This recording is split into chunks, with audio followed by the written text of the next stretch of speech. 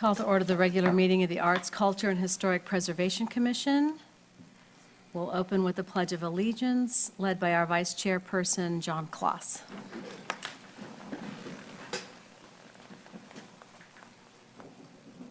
I pledge allegiance to the flag of the United States of America and to the republic for which it stands, one nation, under God, indivisible, with liberty and justice for all.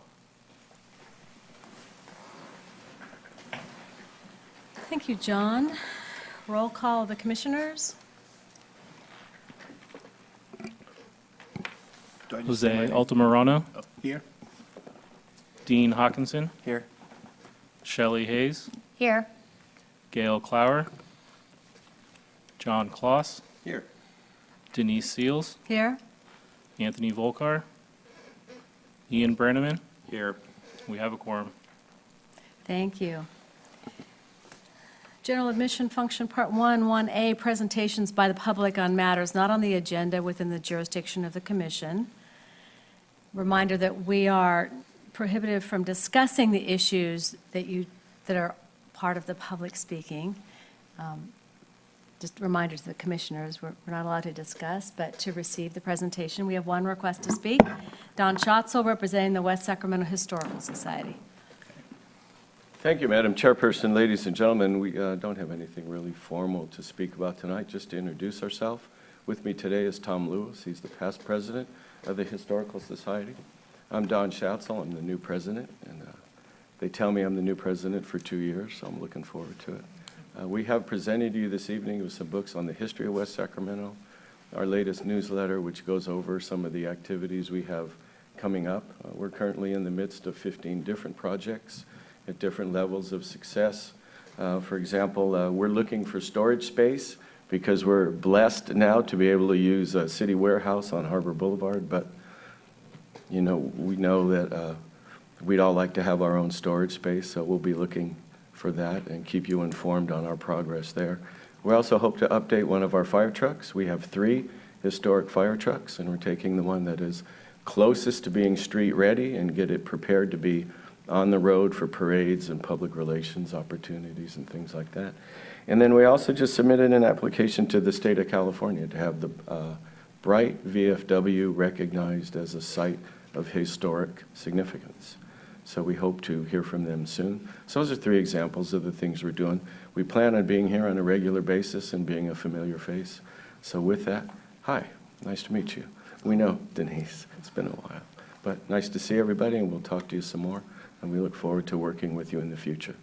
So enjoy the T-shirts. What the heck, it's hot out there. T-shirts help.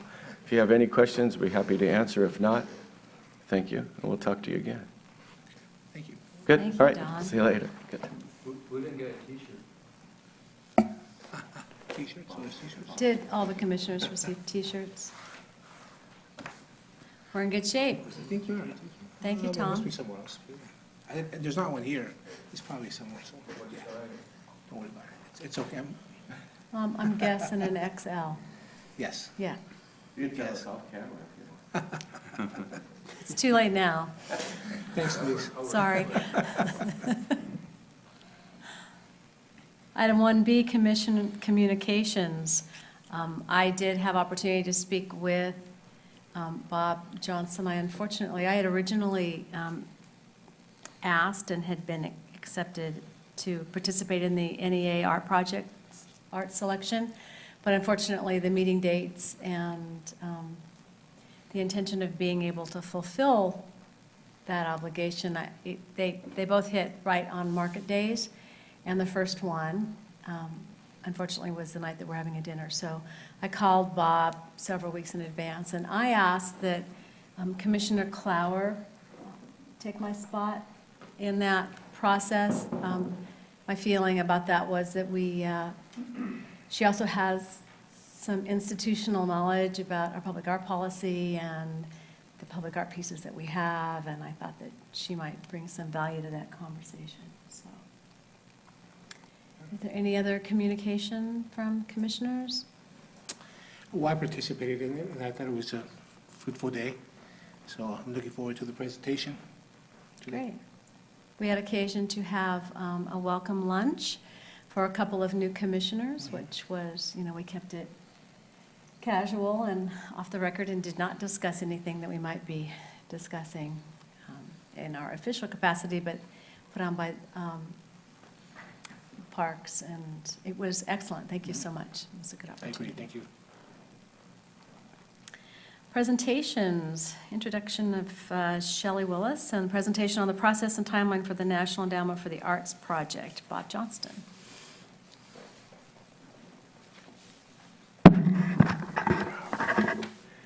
Thank you, Commissioners. And it's good to see almost a whole dais of commissioners, Got a whole flock. a whole Yeah. flock, and there's still 2 out, so this is pretty impressive. The first thing I'd like to do is make a correction on the actual agenda, and I think we've discussed this before. It talks about this particular grant as a National Endowment for the Arts grant, or an NEA grant. It does. It's actually a housing-related parks grant. So it's changed on the staff report. It's correct on the staff report. It's not correct on the actual agenda. So when I look at the staff report, it says introduction of Shelley and presentation on the process for the NEA art project. Yeah, that's a mistake as well. Sorry. Okay. If you get down into the background, it talks about this as a housing-related parks I grant. see it, HRP grant. Yeah, And is that a state or federal grant? state grant.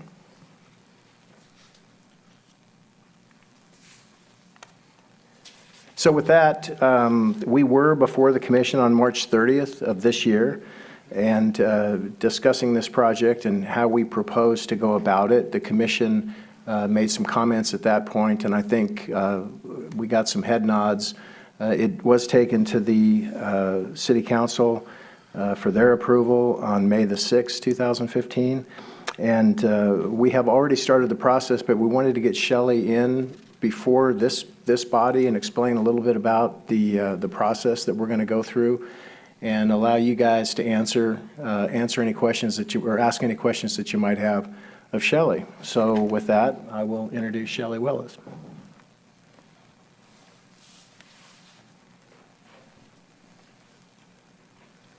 Good evening. Nice to meet all of you. Katie just asked me to remind you that the NEA grant is the project that we're working on together, the City of Sacramento and West Sacramento, and we still haven't heard the results of the review process yet. We expect to hear in the next month or so. So, yeah. Did you have a question? Okay. So, yes, Katie asked me to help out with the selection of an artist for the Bridge District project. As you know, it's a $500,000 project. And working with her, we determined a process that is a standard selection process across the country. It's a process in which we sent out a request for qualifications. It was an open call. So my staff and I sent out, I wrote probably 250 emails myself, invites to Northern California artists, mostly artists in this region. And we sent the RFQ out through our processes, through our newsletter and through our listserv. We have about 4,000 people on our mailing list. We sent individual RFQs to all of the colleges, art departments in all the colleges in the region and in Northern California. And, this is a fast track project, so I think from beginning to end, we only had 4 weeks to send out those calls and get the information back. And so we were really proud and excited that we received 92 applications. And I determined that 5 of them were ineligible. So the panel at their meeting last week actually reviewed 87 applications, and of those applications, 38 were from the local, our communities. So we did get quite a few applications from this area. From It was Yolo- pardon me? From Yolo County? From the SACOG region. We called local SACOG, so we broadened it just a little bit. So it was a great day. The panel, there were 7 panelists, and they represented, of course, the businesses that where the artwork will be placed. There were some arts professionals that we asked to be on the panel, and of course, representation from the Arts Commission. So the panel selected 5 artists unanimously to, and I would tell you their names, and Katie and I were lamenting that we didn't have another week or so, but I'm not going to talk about their work or them because I haven't notified all of them yet. And I haven't notified the artists that haven't been selected either. So, but the panel selected 5 artists, and they're all really incredible artists. And they will be asked to prepare a proposal, a design proposal for the project. They'll be invited to come out here and do research. I expect that they'll all come out for 1 or 2 days and have an opportunity to meet the stakeholders in the project and talk to Katie and tour the site and look at plans and elevations and really understand the place and the community. We'll set up interviews with folks that we think they should hear from, and they'll gather their information, and then they'll go back to their studios, and over the summer they will create a design proposal for the project.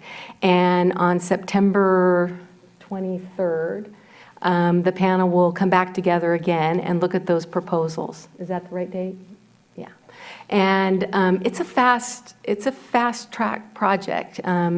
Considering that from really this time, there's a year to not only design the project, get the project approved and the artists under contract, but to build the project. And these are construction projects. So we're moving as fast as we can. The proposals will be reviewed by the panel in September. And then provided there's a winning project, in my experience there usually is, that artist will be placed under, or actually the commission will see that winning design and make a recommendation to the city council for approval. And if the city council approves it, then the artist will be placed under contract and we'll be good to go. We'll have that 7 months or so to fabricate and install the project. So that's our process. And I'm looking forward to seeing what those artists will come up with. They're really a diverse selection. So I don't know if you have anything to add. No, like I said, it was very fruitful. It was very, like you said, fast-paced. So a lot of great artists do. Yeah. So, the panelists really just looked at the artist's past work and juried it based on the quality of that past work. The consistency of the artist's ideas and, their experience and how the work that they made related to the site. And, they really looked at just that to determine, who they wanted to see a proposal from. Like I said, it's the work is very diverse. There is one artist who's a sound artist, for example. So, I think that you'll get a wide variety of choices. So any questions? Questions, commissioners? Well, I'm super curious as to what the sound artist, for instance, would produce, because it's an outdoor installation, right? But I won't even ask that question because you already addressed that. I don't know. When might we find out? Shortly after the 23rd. And, the meetings will be posted, they're open. I would encourage those of you that aren't on the panel to attend the meeting because they're fascinating to watch. All the artists will be flown in for interviews, so they'll be here presenting their ideas, and I think it's a really exciting process to watch. And, and it gives a chance to ask questions and hear directly from the artists what their ideas are and how they chose to address the site. Any other questions, commissioners? I'm wondering, So the timeline then, it's slated to go to council. We'll see it when, and then when will it go to council?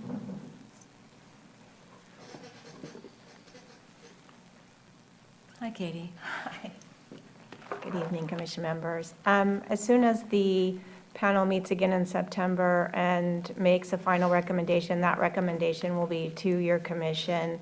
Then the commission will confirm that or choose an alternate, and then the commission's recommendation will go to council from there. And so our next we have a regularly scheduled meeting in September, yes? September 28th. Great, so they'll meet on the 23rd, and we'll have a presentation on the 28th.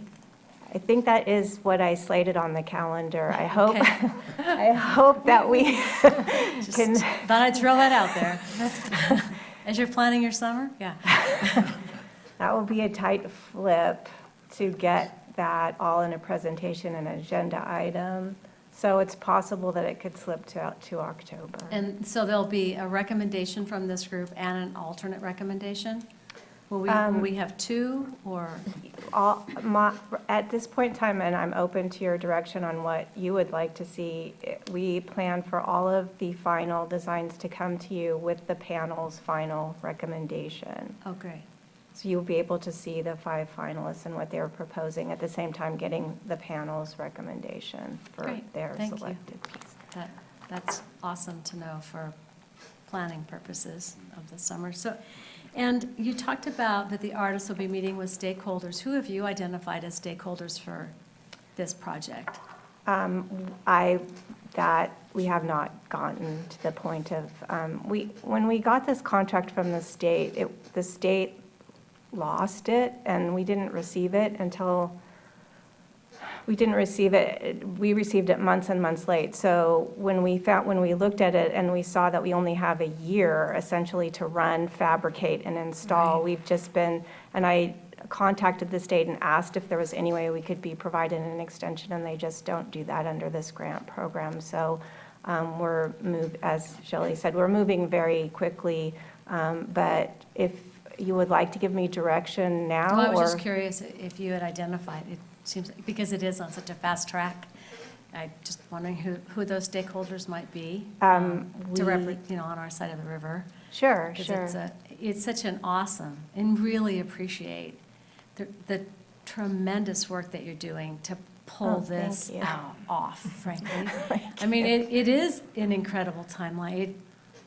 But then, like a lot of things on the beautiful side of the river, while it may not be that things go this way, things are going this way, and it's huge. A $400,000 or $600,000 piece is a significant installation for us. It will be the most significant installation that we've had to date. And so that you were willing to really put the pedal to the metal and get it done is really appreciated. It would have been a shame for that opportunity to pass us by because of the state's, absolutely. challenges, call it challenges. So I was also curious if, Shelley, have you had an opportunity to, or has the panel had an opportunity to review our current inventory of public art pieces? No, the panel hasn't, although they did discuss some of the work that's in the collection during the panel process. It came up during the discussion. And might that be of value in the conversation? It had some influence, I would say, because of this idea of creating a collection, and maybe a collection that has a wide variety of work, and in contrast to commissioning an artist maybe multiple times. But so there was that discussion that happened.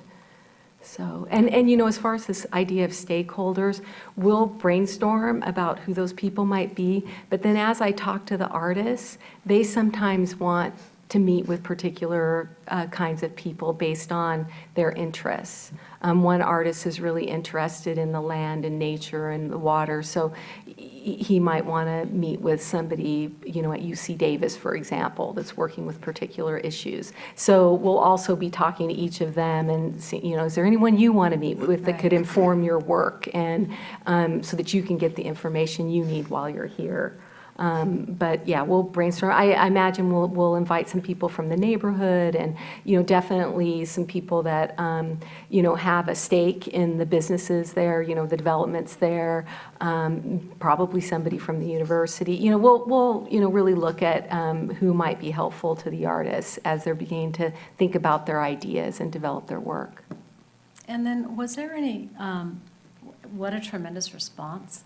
Pardon me? You had a tremendous response in a short period. That was great.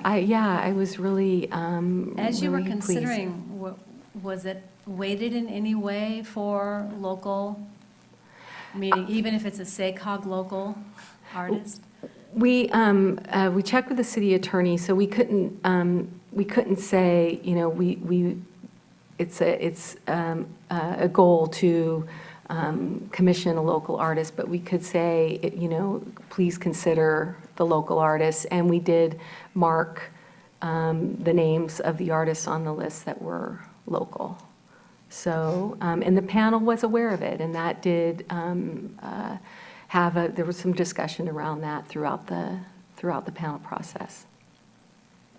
So without disclosing too much, is there anyone from the 6-county region that's included in the? Unfortunately, no. That is unfortunate. Okay. I think that's all.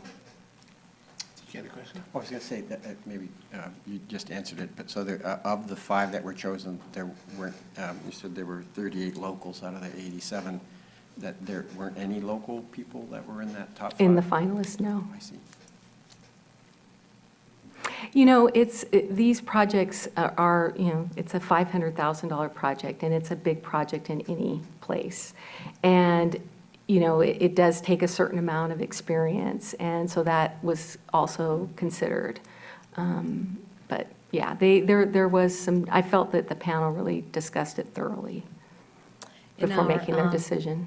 Our 23 square mile little city of rock stars, it would not be uncommon for there to be some, and I'm asking you the question just because it wouldn't be uncommon for us to receive some pushback about local artists not being included in that kind of an investment. Mm-hmm. But it sounds like the screening process was the screening process, and that was noted, and I look forward to seeing your choice and the 4 alternative choices, I guess. Are you going to pick 3 to bring a choice and another one? Or? There are 5 finalists. They'll all present their ideas, and the panel will choose one. And what I usually tell the panel is that they have the choice of not choosing any, you know. That's never happened. But they can also choose a design and ask that the artist consider evolving that design, or you know, tweaking the design in some way. So there's lots of options when they get to that point, and start to talk about each of those designs individually. But they'll make a decision to put one design forward with perhaps more recommendations. And then my understanding is that all 5 designs will come to you with the panel's recommendation of one project to build. And, you know, the gentleman that preceded you from the Historical Society, as you're looking at stakeholders, or people that would know a lot, when you talk about residents in that neighborhood right now, be maybe hard-pressed to find a resident in the immediate neighborhood that had lived there longer than 6 months. In fact, it may be impossible to find a resident in that immediate area, but the folks from the Historical Society, and specifically Tom and Don, have a big, deep history, are familiar with the history along that river and in that location in the Washington neighborhood. It might be a good resource. Great idea. Yeah. Yeah. Okay. Are we good? Thank Thank you so much. This Thank you. is so exciting for Very us. exciting. Yeah, So it's an exciting. amazing project. Yeah. It's going to change everything, everything that you're doing along that river. It's just a magnificent sight, so Yeah, it really is. congratulations. Thank you. Thank you. Okay. Item 3, update on community center leisure interest, Black Box and Gallery 1075 program. Scott Stanley.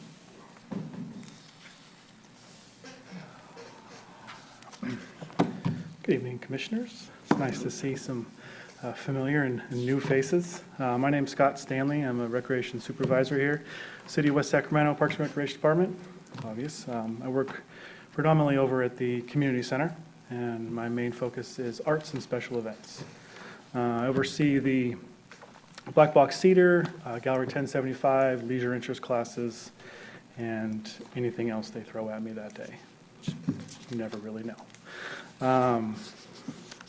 So basically what I have is just kind of an update of where we've been this year as of January 1st. And we'll actually take you through the rest of the year, give you guys an idea of what we have going on in the building that's arts related.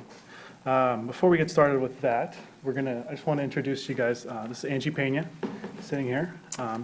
And she is going to be filling a role. I had 2 part-time staff that worked for me before, Kevin Clance and Kelsey Bozeman, who have now taken full-time jobs elsewhere. And they helped me predominantly with the art gallery, marketing of the building, and the Black Box Cedar. So it's kind of left all of that on my shoulders. Angie's been with us for 8 years in the youth and teen department. She one day came over and was like, hey, I got a few extra hours, you need any help with something? And it was one of those situations where I thought I gave her a couple hours of the work, and she did it in 5 minutes. So I was like, maybe we should talk, get you over here and give me a hand with some of the stuff we have going on. So Angie's going to be in the building helping predominantly with Gallery 1075, curating that, procuring the artwork, artists, going through all the paperwork, doing the shows, the gallery openings, all that kind of stuff. And then also assisting me with leisure interest classes, developing those more as we go down the road here. And Black Box Theater stuff, which I say stuff because it's a lot of different things. It's hard to put into a nutshell. Scott, could I ask a question? Of course. So we don't have, that's not showing up on our screens. Is it available for folks that might be watching it on cable? Will they be able to see this presentation? Sorry, Scott. Go ahead. No, it's actually my fault. We did this kind of last minute, and I didn't tell them that I was going to give you guys this, so it's completely my fault. Do you guys have the paper? We in front of do, you? Okay. Okay. but interested folks that might be watching, I just want to Absolutely. make sure that they have access to the same.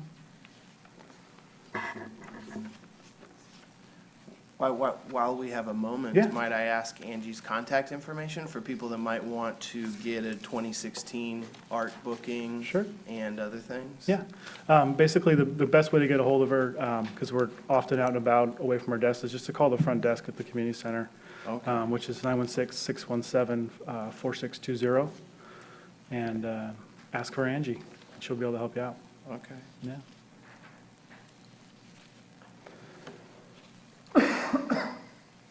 But she's only been here for a couple of weeks, so we're still teaching her the ropes of everything. Is there, Angie, there's not an email that might be preferable? ANGIEP, ANGIEP, A-N-P? GIEP, at cityofwestsacramento.org. Okay, thank you. Well, I don't know if we can probably So, skip yeah, to move the other ahead. stuff. Go ahead. Until we get this up and running. So we'll just go to the next thing I have on my list here. First thing is just the leisure interest classes. It's something that we're constantly working on, trying to procure more teachers to develop our arts class, our arts programming. Hey, look. That was awkward. So right now, we're in discussions right now with a new guitar teacher, which is great, because that was a popular class we had before, that unfortunately the teacher couldn't teach it any longer. So we're looking for a new guitar teacher. We are looking for more music teachers and art teachers. If you do know of anybody, if there's anybody out there that's interested, who has a skill, wants to teach kids, adults, painting, photography. We just have a wonderful piano donated to us by the Historical Society, which lives in our black box theater and is being used by theater productions, but we can also get more use out of that with some instruction. So if there's anybody out there, please feel free to get a hold of us. Is that a paid position or volunteer? Yeah, well, it could be either way. Someone wants to volunteer time, that's great. We do most of our positions in the leisure interest classes that are outside of the senior programming as paid positions. They're contract instructors. Yeah. So it's not a bad deal for the instructors as well. So we're looking for more of that. We have our Picasso, our young artists, our young Picasso class starting back up in July, which has been pretty successful. And we just wrapped up our young actors workshop, which is something we've done for 3 summers now. And we were on the verge of not being able to do it this summer due to a lack of an instructor. So we were, kind of, what do we do? We're kind of scrambling, looking in last minute. I just happened to have a conversation with the right person, kind of a situation, and it was the main producer over at Flying Monkey Productions, who's a renter of our facility as well. They're out of Sacramento, but they specialize in children's theater, or mostly specifically teaching children, performance theater, not just children's level theater. And they came in, we had to change it from 4 weeks to 3 weeks. We adjusted some things, but they came in with a team of people and had a few less kids than normal, mostly because lack of advertising, because we usually will do 6 weeks of advertising before. This time it was only 3 weeks because we didn't know we were going to even be able to do it. So we still got 14 kids in there, which was wonderful.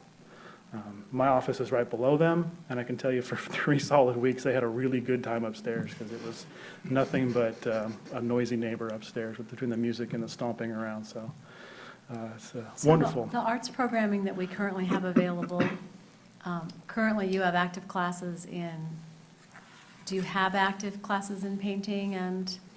Yeah, we have the one Picasso class, the young, it's basically for kids. It's the name of it's slipping me at the moment.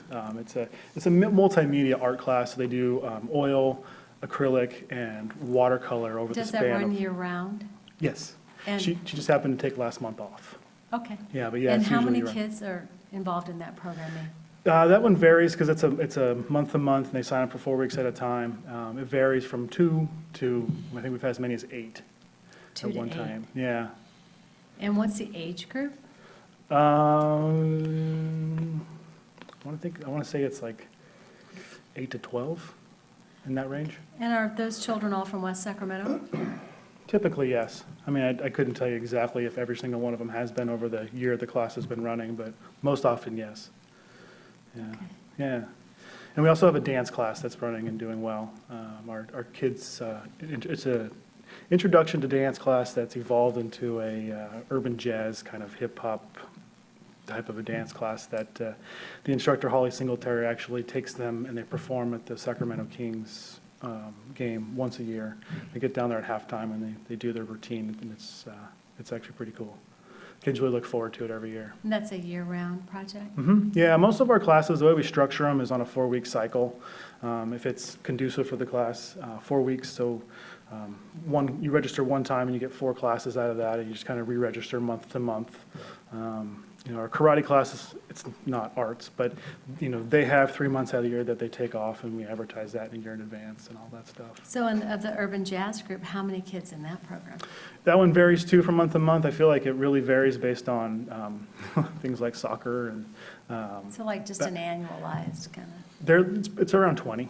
about 20, that's Yeah, great. yeah, And the that's- age group?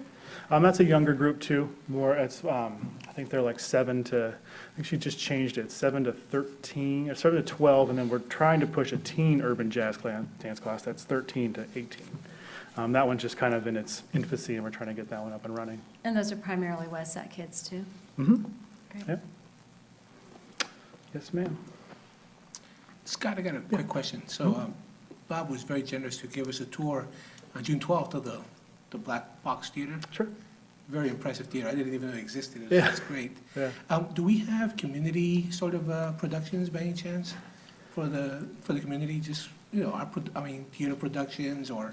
Do you mean productions put on by community members or Right, productions well, community members I can guess go to? by just people that are taking classes there, and maybe just have a production just for Yeah. the community? or- Well, I have, my next thing is basically our year recap on the Black Box, Okay. and that might answer your question. Great, thank you. We'll do that next. Okay. Okay. Any other questions on the leisure interest classes? Again, if you guys know of any artists or musical, people who are musically inclined who want to teach, we would really love to get more of that going. So feel free to send them our way. So we'll go to the Black, you want to do that now? Let's go to the Black Box next, and then we'll finish with the Gallery 1075. So Black Box, I feel like this year we're starting to hit our stride. We've had some years where we would have liked to have had more use, but things were just kind of slowly building and building. I'm at a point right now where, I don't want to say it necessarily, but we almost have too much use. We're booked through the rest of the year. So going back to February, we started off the year with an art show, which we'll go over in a minute, that actually turned into an art show opening reception concert extravaganza, and we had a huge turnout for that. It was a concert in the Black Box that was what coincided with the art show, which you'll get to see that in a minute. That was in February, March, but it was the Rock and Roll Sacramento Rock and Radio Museum collection, and so the art, the rock and roll went with the rock concert upstairs. Had a great turnout for that. In April, we worked with our active aging population and some Sac State students to put on a talent show with our seniors there in the building, which was great because it actually brought in some seniors that I had never seen before. So in the 4 years we've been in there, you kind of get to know the same people I'd never seen before. They got up there and sang and danced and had a great time. Scott, can I Yes, interrupt on the absolutely. February, March Sacramento Rock and Radio Museum Mhm. collection poster memorabilia? Did somebody make a cool poster for the show Yeah, that was happening? yeah, I wanna see absolutely. that. Okay. I can get you, I can get you a JPEG, I can get you Sure. a high Is it up quality, on- whatever Is it you. up on our website at all? It was, when it was current, Oh, yeah. it's been pulled off, but I can certainly Cool. I'll email send that an your email to direction. Yeah, Angie. I have her email. yeah, it's actually a pretty cool poster. It's consistent with the rock and roll memorabilia theme. Artistic. Yeah, Yeah. yeah, Cool, absolutely. thanks. Yep. Let's see here. So April, we did the talent show. May, we had the Intergalactic Expo in there, kind of kicked off our May. That was used the theater was used for a variety of things, fashion show, costume contests. The Intergalactic Expo is a whole nother ball of wax that the theater assists in happening. They had a Star Wars themed band playing there, and all of their music was Star Wars related, which was pretty interesting. Let's see here. In May, we also had the folks from Red Branch Productions. They did a 2-week production of Grease. Pretty well attended. People seem to really enjoy it. We work with our internal customers here at the Parks and Rec, and we have the Club West kids, and they come and use the theater for their dance, for 2 dances a year, I believe they do in there. So 1 or 2? 1? 3? They do 3 dances in there. That's great. Okay. So that's fun. The kids kind of take over the whole building, and they get just run of the place, and they put a DJ and lights and decorations, and they really seem to enjoy that. We also in May had the singer-songwriter workshop and concert, which is a kind of evolving concept that we work with Creative Music Services here in the Sacramento area. They're the kind of the driving force behind it. We help them on the facility side of it and the marketing. We also get a lot of publicity ourselves as a rental venue because it attracts working musicians to their concert or to the workshop. So the workshop is kind of all-day thing. It's split into different, 2-hour segments throughout the day, and then it's all culminated with a concert in the theater afterwards. So that was in May as well this year. May was very, very busy. June, we started off with a Young Actors Workshop, which I already kind of talked about. That ran 3 weeks, Monday through Thursdays, 8 a.m. to noon each day. And like I said, we had 14 kids in there. At the same time, the Fly Monkey production people who were doing the Young Actors Workshop were also putting on a production in the evenings and on the weekends. They did A production of James and the Giant Peach. Yeah, if you're familiar with the children's story, James and the Giant Peach, they actually were able to get their hands on the original puppets that were created by a Sacramento, Seattle Children's Theater Company. So they had these giant puppets shipped down to us, and they came in this huge box, and were like unwrapping these beetles and rhinos and all these great, it was really cool. But they specialize mostly in working with kids and young adults.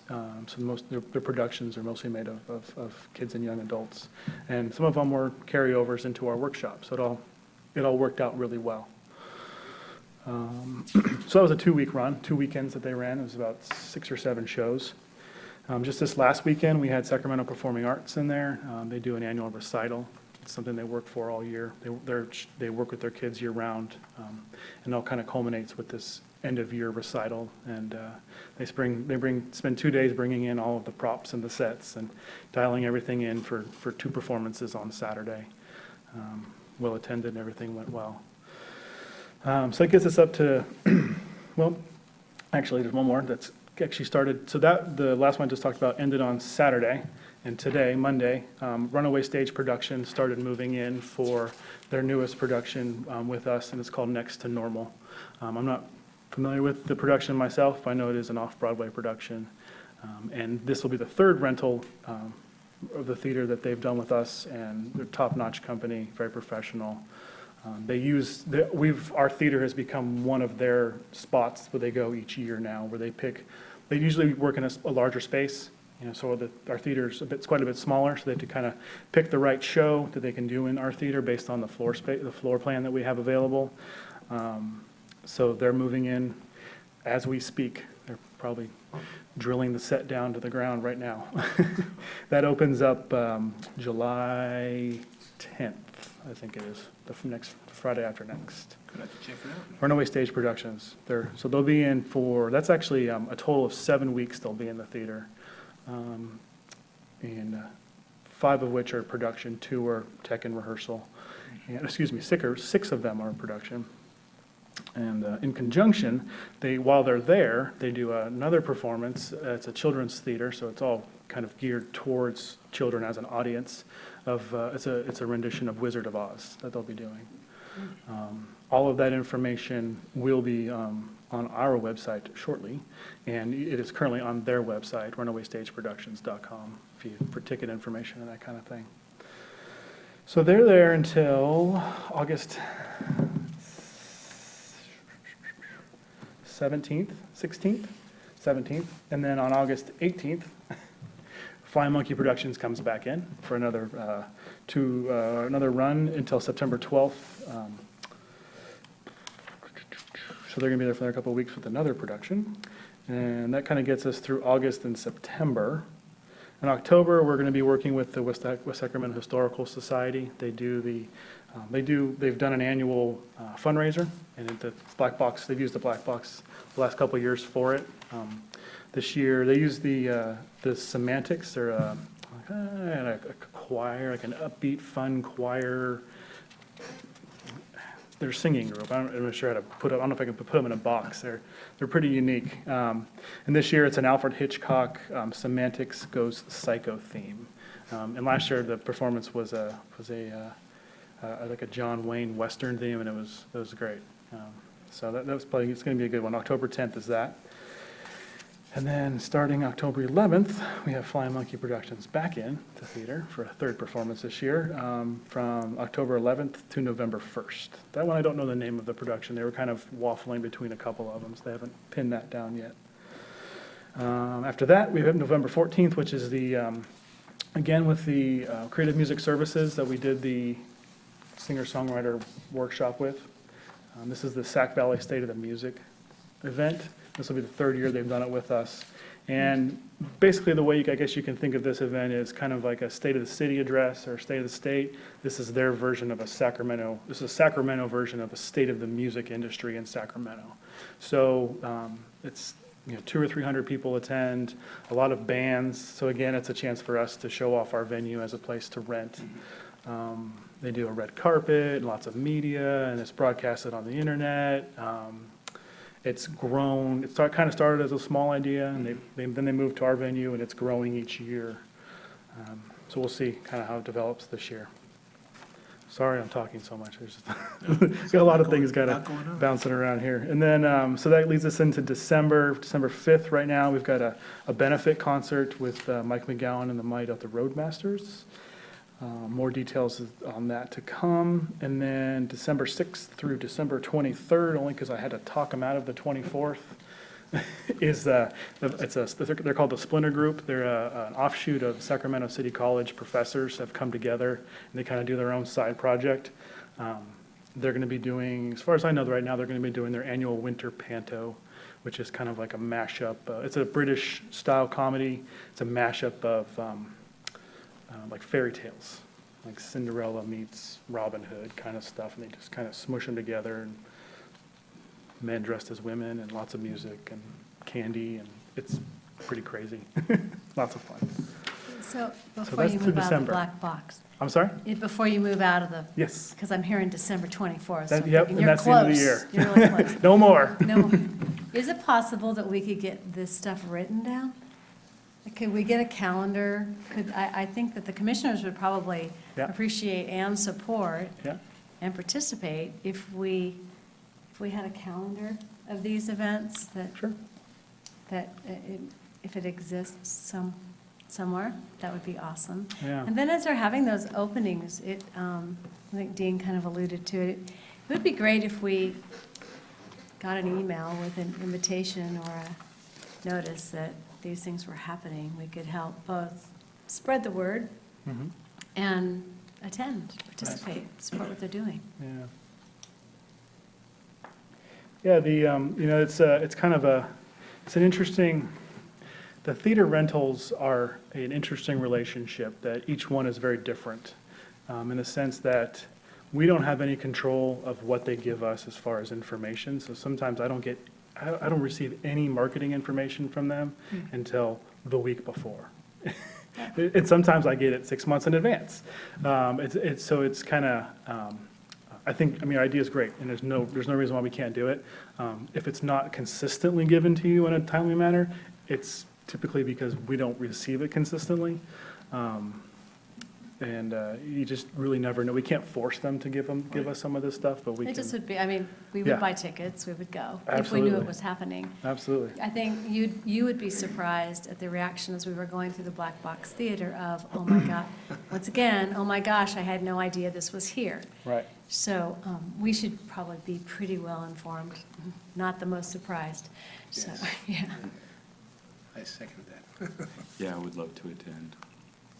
Yeah, I'll try to promote to the best of my ability, certainly, if Yeah. I know about things. Absolutely. If you have a list, also, something comes to mind, if you have a list of places to contact who will put events on their calendars, which might be like the News and Review, or I don't know what your list looks like, but there is a website that was started by a downtown Sacramento kind of mover and shaker guy, and the website's whatsupsac.com.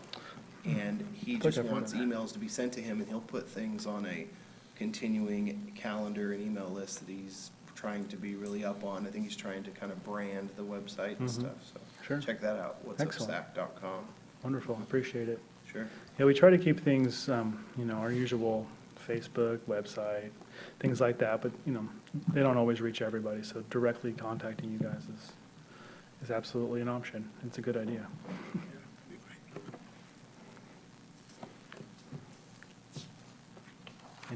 Any questions about the theater? A lot of good stuff. Good Yeah. job. Yeah, it's really, They all pay rentals. yeah, Okay. they're all rentals. Yeah. Congratulations. Yeah, it's been up and down, and we've had, good streaks where we've had back to back to back, and then we'll have 2 or 3 months, and we'll just have like one day here and one day there. This is kind of like back to one day to back to, it's really filled out for us. And a lot of these people are returning renters, which tells me we're doing something right. And they're already talking to me about next year, so we'll have more information about 2016, hopefully, next time we meet. Great. Great. Out of curiosity, would you even have one night open in 2015 for, say, some musicians that wanted to have a nighttime show? That's a no, sounds like. No, I have a window in 2023 that we can talk about. No, there's a 2 or 3 week window between September and October. Which might be a great conversation to have No, just curious how booked up on they the were. side, yeah. Yeah, That's our only opening now. that's nice. That's awesome. Yeah, it is. It is really awesome. It's a good thing. All right. Any other black box questions? No? Okay. So our final update tonight is on Gallery 1075. And again, this is going to just be a recap of where we've been and where we're going. This one, I thought a visual would be nice since art is very visual.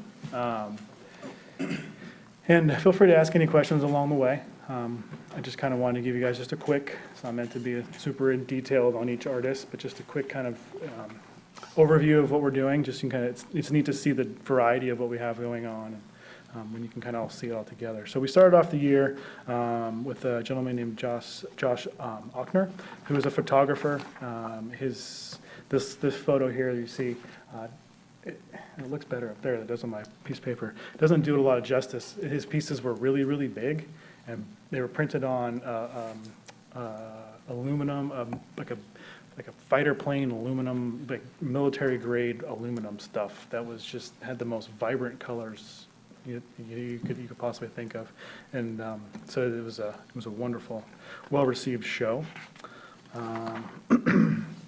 February, that goes back to the Sacramento Rock and Radio Museum collection that I talked about, that turned into a collaboration with the Rock and Radio Museum out of Sacramento and a group called West Side Presents, which is a few gentlemen from town who are interested in advocating for arts and special events and festivals and things of that nature. And this was kind of their first step into that venue, and so we turned it into this concert that went along with it ended up being a 2-month-long show, and they had wonderful publicity and great turnout.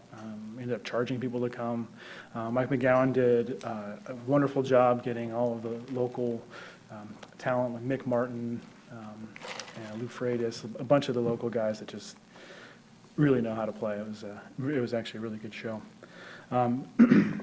In our gallery, we tend to we like to work with local groups as well as local professionals and regional professionals when we can.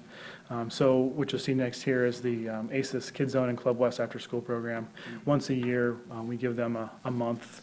They choose a theme, and they kind of let their kids go at it with the theme, and they go through all their sites, and they kind of do these little mini juried art shows, and they kind of pare it down. I remember how many sites there are? 5. So there's 5 sites all over town. They kind of they jury the shows. They kind of pare it down to a first, second, and third winner kind of thing, and they get a month-long display in the art gallery. And we do a big to-do production for them with the kickoff, and the parents come and all that good stuff. It's always neat to see the kids' reactions when they see their stuff up on the wall. So that's a fun one. That was the month of April, and I'm supposed to be doing this. Shoot, sorry. You got me though, thanks. Good job, Dan. In May, we had the Intergalactic Expo event, which is a 2-day event. Part of that was an art show.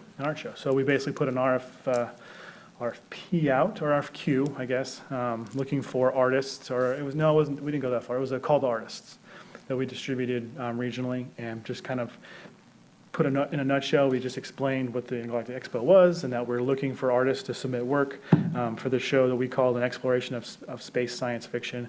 And we had a wonderful turnout. I think there was 9 total artists that we were able to accept, and just a whole range of different types of stuff, from very specifically Star Wars to just very abstract space art. There were several local, as in West Sacramento, artists involved in it as well. People, that show actually was really well received. You never know with science fiction. It can kind of go either way. So people seem to like it. Thank you.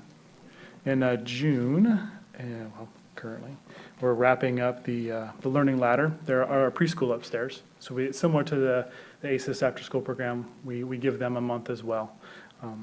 They spend some time putting together a variety of kind of art pieces, and we try to put as much artwork in there as we can. And the kids come down, we try to always hang stuff nice and low, so that when the kids come in, they have a nice view of it. They can actually see it. They're not, looking up, kind of not being able to see their artwork.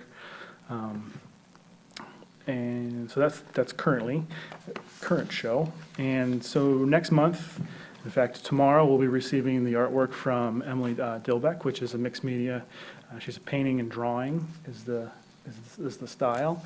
And she's currently residing in Woodland, so she's in the greater county.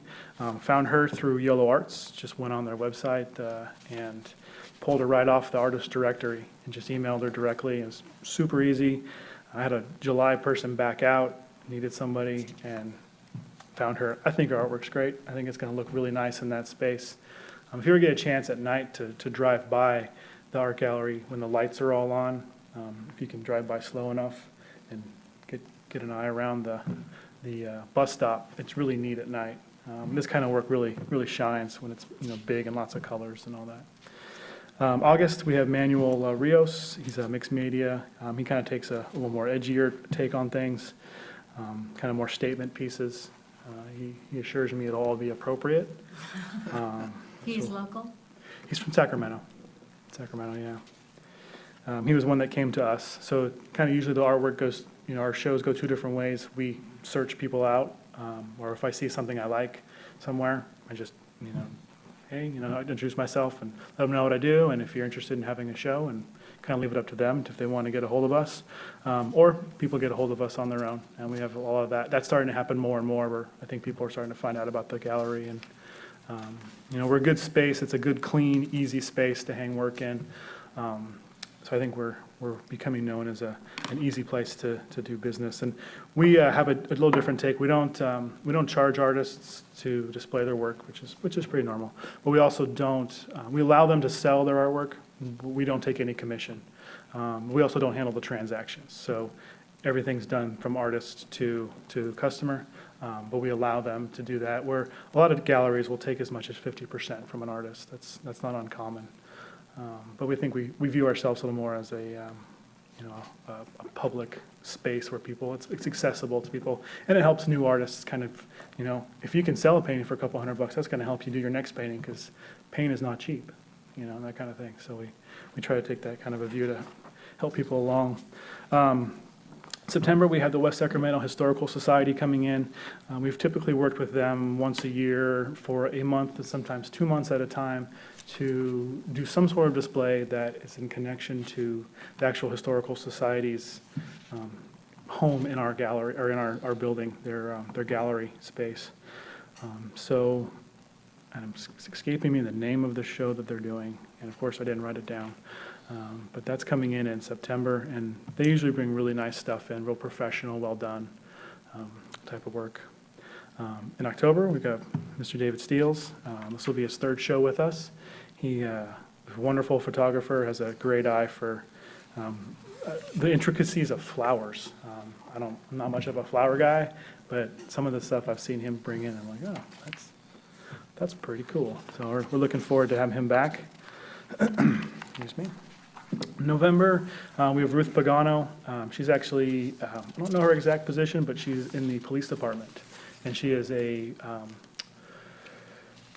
works in the police department full-time, but she's a photographer on the side. And she's working on a piece that's basically, she called it, and this kind of a title that could adjust a little bit, but The Peacekeepers of West Sac. And her goal, when her and I first talked end of last year, was she was going to spend a year collecting photographs of all the wonderful things that West Sacramento police officers do in town. And of course, going through the proper authorizations with her captains and chiefs and making sure we can display the work. But it should be a real depiction of our peacekeepers in town and the wonderful work that they do. So we're looking forward to that. I don't have anything to show you guys because she hasn't shown me anything yet. So. And then December, we finish out with Michaela Watson, who's a mixed media artist. Those 5 slides really are the best way to sum up her work. Those are just kind of clips of different pieces. She's kind of all over the charts in her style, so we just kind of threw that in there. Again, another one I found on Yellow Arts from their arts directory. Real simple and easy to use, and she's been great to work with. And then coming in 2006, you can see we do have some availability, but we are going to be doing, we have January and February open still, so we're looking for artists for those. March, we're going to be working with the West Sacramento Art Guild to do a group show. Usually they'll get together. This will be the second one we've done with them. Anywhere from 8 to 12 artists will contribute work, and we'll put all their work up for the month of March. April is going to be our Learning Ladder again. May is going to be our Intergalactic Expo again, which will probably be, unless we get a specific artist that's going to fit the theme of the expo, we'll seek art again to do a group showing. June is available. July is JoJo and Jerry, which they're both local West Sacramento artists. August is available. September, October, we'll be working with the Historical Society again. November, we have our ACES Kids Show, and then December we have available as well. So you can see, we have some repeat customers, and we like to, because the kids that go through the Learning Ladder and the ACES program, those kids change. So we like to make sure that they get a chance to have that experience in the art gallery.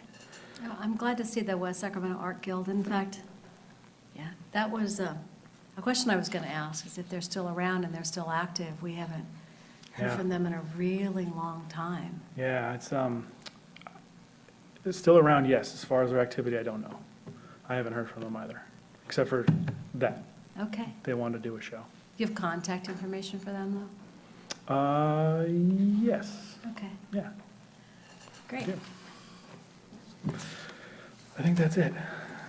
Thank you. Yeah. Thanks, Scott.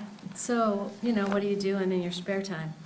Well, I have a That's 2-year-old, so that's, Yeah, I that's don't true. have any spare time.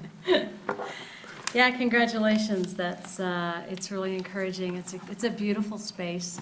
Yeah. And once again, would love to, do most of the artists have an artist reception? So the gallery, there's no budget for the gallery, so it just kind of exists as part of the building. So what we do kind of is we'll basically leave the gallery, the artist receptions up to the artist. Right. So if they could include us in their invitation list, I know that we would love to come by. Sure. I'm speaking in the royal we, but No, this has I been a agree, pretty yes. engaged group, and I Yeah. think that it would, some of the folks Yeah. here would behoove them. Absolutely. And part of Angie coming on board is, and that's exactly one of the things that I have on her list of things to do is to, as far as the gallery specific is we were really good in the beginning about advertising our shows every month, and we slacked off a little bit on that, and we're kind of hit or miss. And it is one of the things I want to get back to each and every month. Just as they, as they complete the process, that they had the list and contact information for the arts commissioners. Yep. They might want to invite us to if they're Yeah. having an artist reception. Yeah, well, I think that even if they're not doing a reception, we could still send you guys something, so the show is going to be up Sure. for the month, and come Definitely. by Yeah, if you want. we want to talk about it. Because I would say the receptions are probably 50/50. Some just want nothing to do with it. Some want to have, a big extravaganza. It really just depends. Do you find that they oftentimes want to coincide it with Second Saturday? Well, the gallery's not open on Saturdays in the evenings. No. It's not. If it came up, though, we would do that. It was something we would do. It hasn't come up from an artist. It's come up when we've talked about it internally about trying to, kind of get on board with that. I think we struggle with just kind of, would people come over, spend the time to be open? Is it worth it? Second Saturday's a great thing if you're in the spot. I don't know. I mean, it's not something that we would rule out.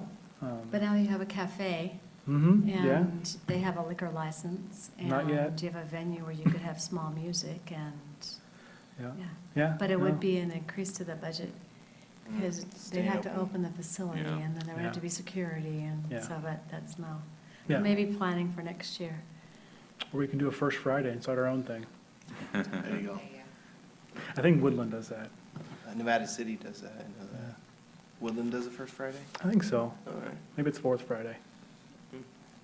Wacky Great, Wednesday. any I other don't know. comments or questions for Scott, commissioners? Okay. We good? I appreciate your input on the contacting you guys directly about the shows, because it is something we'd like to see more of, is, people that we know, the faces that we see around coming to some of these productions, so we will definitely be doing that. Great, thanks. Thanks for your time and Absolutely. your hard work, Scott. Thank you. My pleasure. Thank you. Thank you. Sorry I talk so much. So I heard follow-ups that maybe we'll get a hard copy calendar of the schedule of productions for the Black Box Theater. I also heard that, that perhaps our contact information will be, hi Dan, our contact information will be shared with artists as they come into the gallery so that we could be included, just for follow-up. That's what I heard. So, okay, great, thank you. Item number 4, approval of the minutes of the March 30th, 2015 special meeting. I need a motion. I motion that we approve the meetings of March 30th. Is there a second? I'll second. All those in favor? Aye. Aye. Any opposing? Any abstention? Great. Done. And regular agenda item number 5, consideration of arrangement with Yellow Arts for art acquisition and management services for the Joey Lopes Park. Bob Johnston.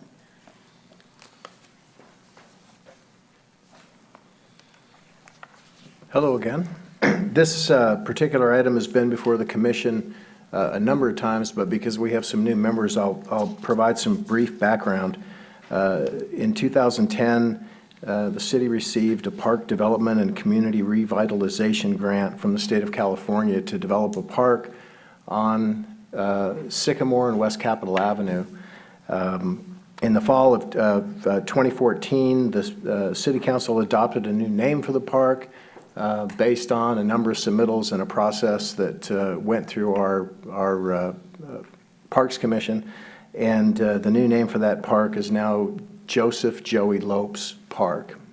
Part of that grant, there was a grant requirement that asked that we put in some public art of some type, and I think the question of some sort of boxing-themed art came back to this commission, given Joey Lopes was a boxer and his history, and the fact that the park was going to be named after him. And I think this commission thought that that was a good idea, so we're proceeding along that direction. It's now come time that we have to move that process along. You just heard a little bit about staff and the kinds of things that they're doing. We are shorthanded. Typically, we would do this in-house, but we're bringing the idea of actually contracting with YOLO Arts to really provide this process for us, actually be our staff, in this process. I have contacted the director of YOLO Arts, and they are interested in doing this, but before we proceeded, wanted to bring that idea to this group and hear any comments or questions or concerns that you might have regarding that. We're finalizing a budget amount right now. We are hoping that that budget is going to be in the $75,000 range for this particular piece of art.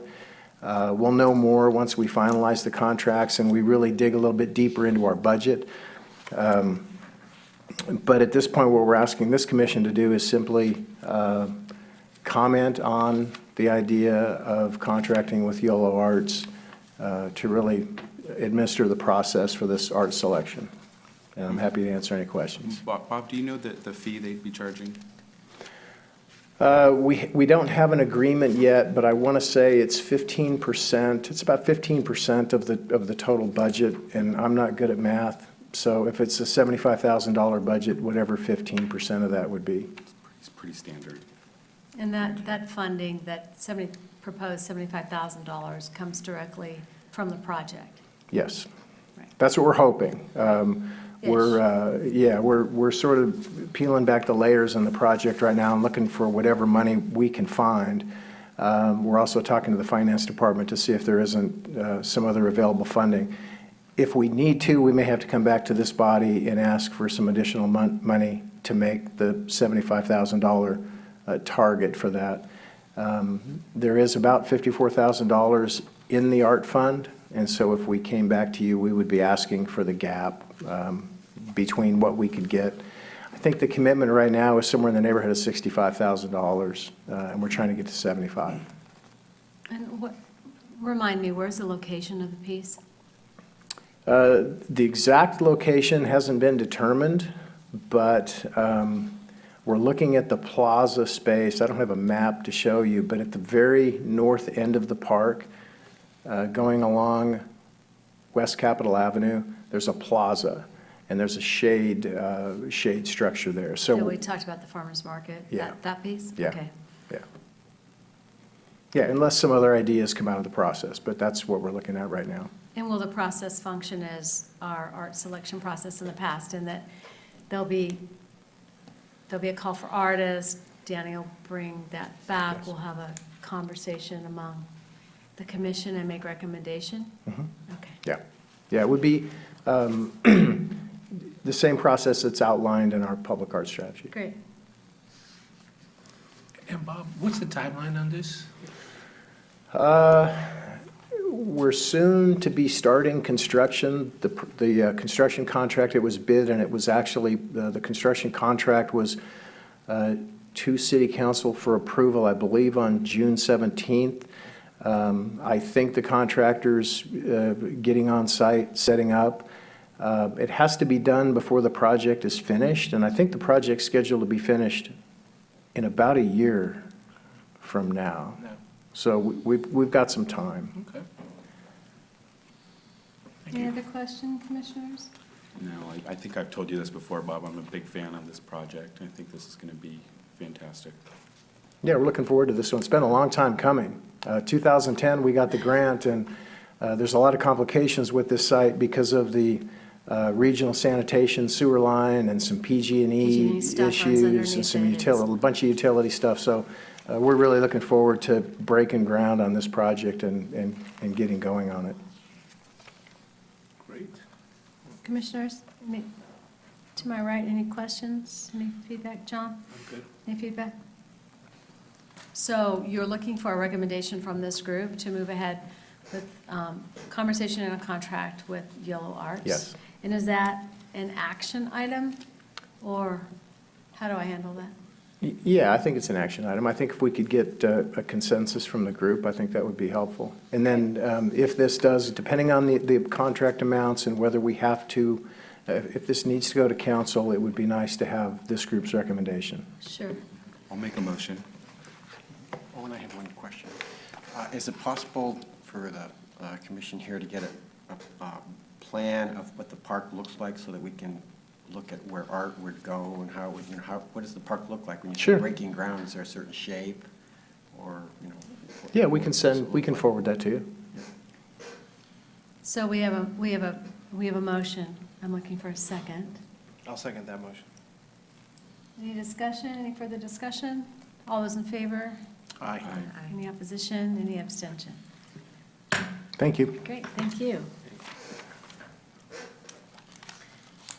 General admission, West Cap Avenue, Streetscape Master Plan, is this just for informational purposes? Yeah? Okay. Following up on some requests at previous meeting for questions about the Streetscape Master Plan, this park that they were just discussing at that corner on the West Cap Master Plan is designed a roundabout. And the conversation had been that there might be public art in that roundabout. That's where we talked about maybe something with some neon. And so I appreciate, Dan, that you, or Dan and Michelle, or whoever pulled up all this information and provided a summary for us. I understand that while that artwork may not be, it may not be a binding obligation in the streetscape, very few things in that streetscape are. So I hope that we don't lose track of that. Because we'll need an advocate on the staff side to remember that there had been conversation about that happening there. I was interested to learn about the suggestion in the West Cap streetscape for public art at this corner. I think that may have been originally, the concept was much like the Washington. It was back in the olden days when we had redevelopment. And in the Washington district, right there by the old firehouse, there's that monolith. This is Washington on it. And there'd been conversation among not only the Arts Commission, but the redevelopment department as well, is that maybe we would designate neighborhoods in our community, both from a historic preservation standpoint, but also, adding some public art. So that may have been what those two pieces were intended to be, designating the central business district.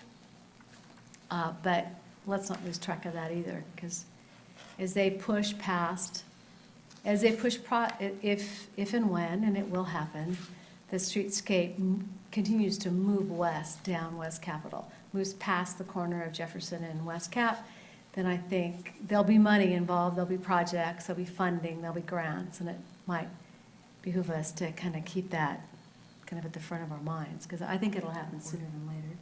Streetcars and all those good things that will happen eventually. So thank you for that.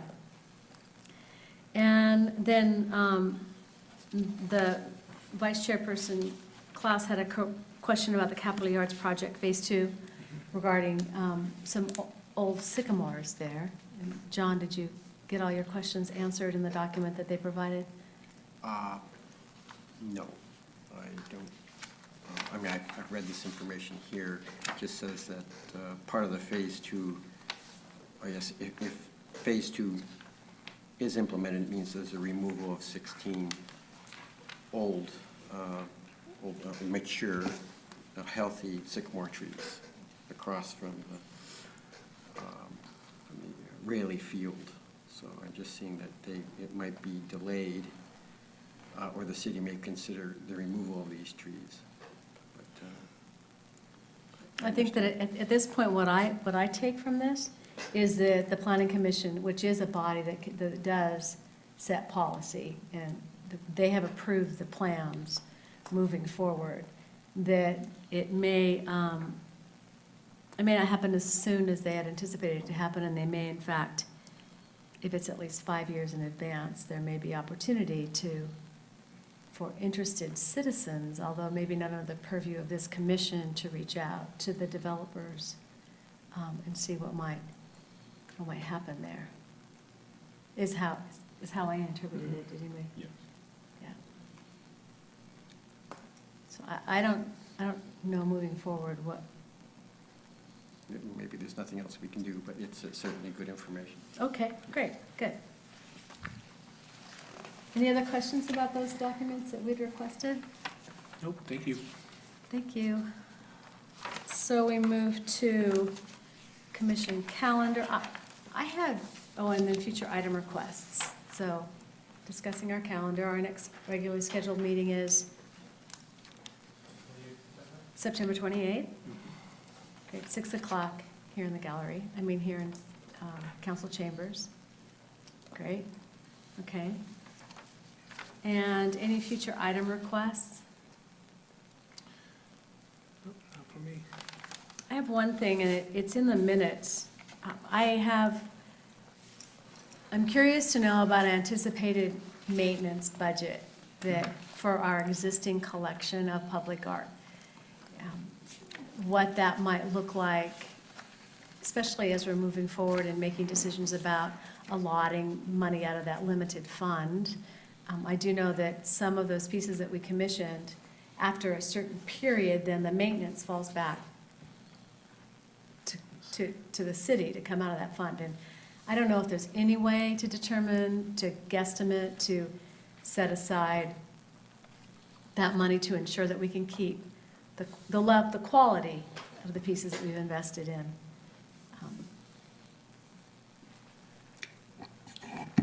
How would you like that information? Currently, there is no money set aside for any kind of maintenance. And I think this came up at this commission probably a year ago, Yeah. and we did research, and the specific project was the water tower. We did look into what that would cost to repaint, and there wasn't even enough money in the current budget, in the art fund, to even do that project. I want to say it was in the $70,000 range, so. And the disclaimer is that that water tower became a piece of public art before there was an art commission, and none of us had anything to do with it. Thank you. Yeah, so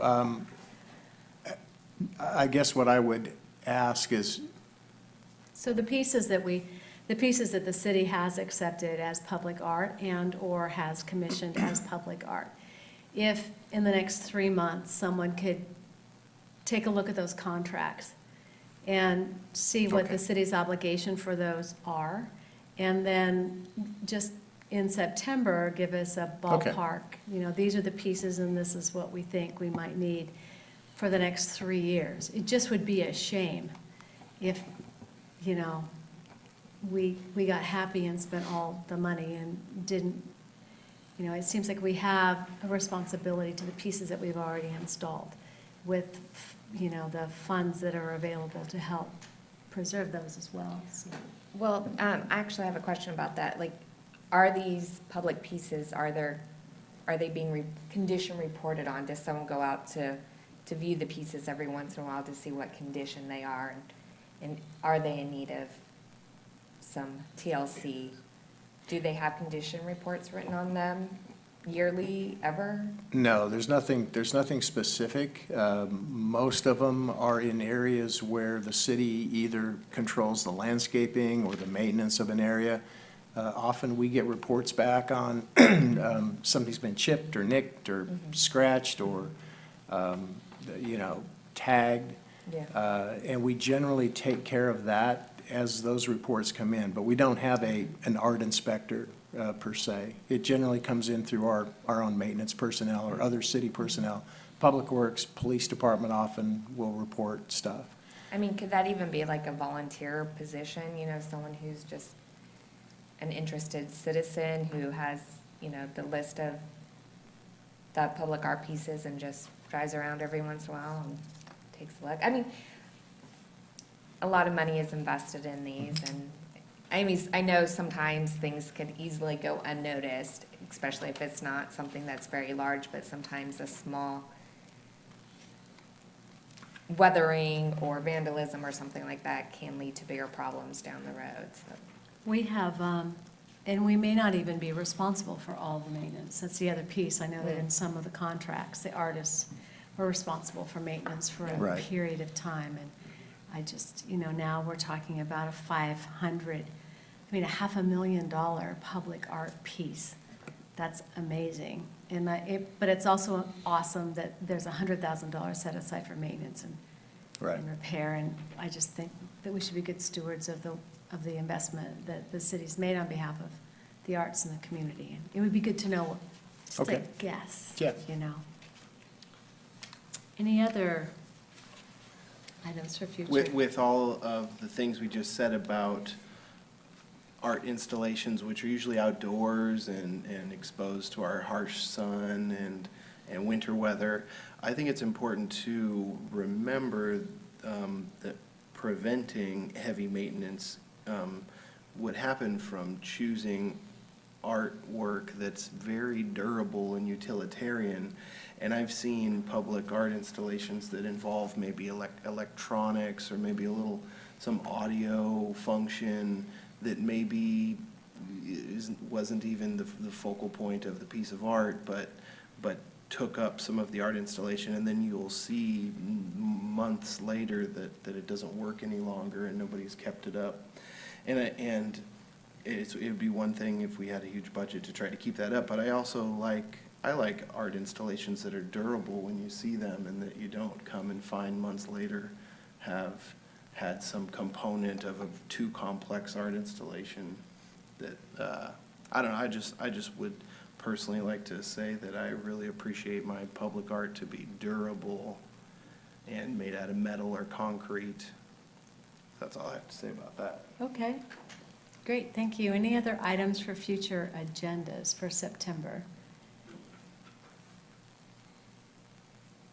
Are we good? So we'll be hearing back from Ms. Willis and that group, Jose and Gail, and are we good? I'm good. Okay, great. So I think we need a motion to adjourn. I motion to adjourn. I'll second that. All in favor? Aye. Aye. Great, thank you so much, everyone.